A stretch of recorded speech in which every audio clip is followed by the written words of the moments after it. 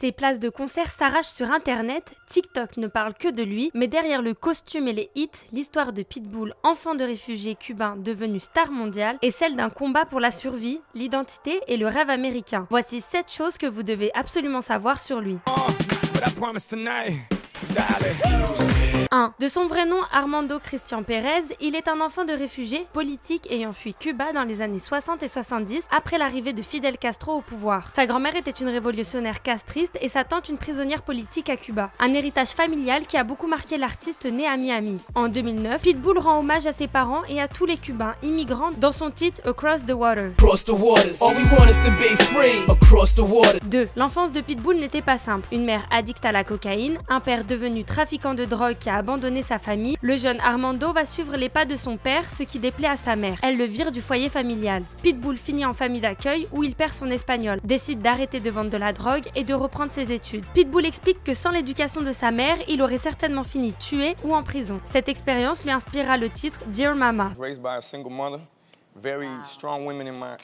3. En 2002, Pitbull décide d'arrêter les études pour se consacrer pleinement à la musique. Mais il faut attendre 2006 avec le titre Born and Raised en featuring avec Rick Ross, DJ Khaled et Trick Daddy pour qu'il se fasse connaître. Les featurings s'enchaînent jusqu'au single I Know You Want Me qui fait de lui une star internationale.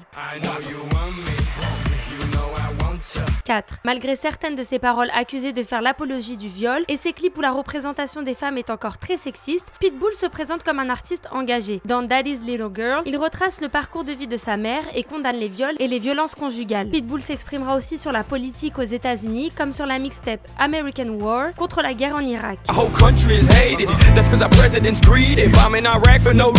Lorsque Donald Trump se présente en 2016, Pitbull n'aura jamais une occasion de le critiquer et de rappeler que tous les Américains sont issus de l'immigration.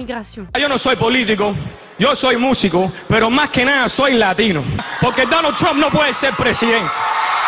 5. Un engagement qu'il concrétise dans la création d'une école publique dans sa ville d'origine, la Slam Charter Middle and High School, en 2012. L'objectif, lutter contre le décrochage scolaire, la précarité et la délinquance avec une nouvelle approche pédagogique centrée sur les passions artistiques ou sportives des enfants.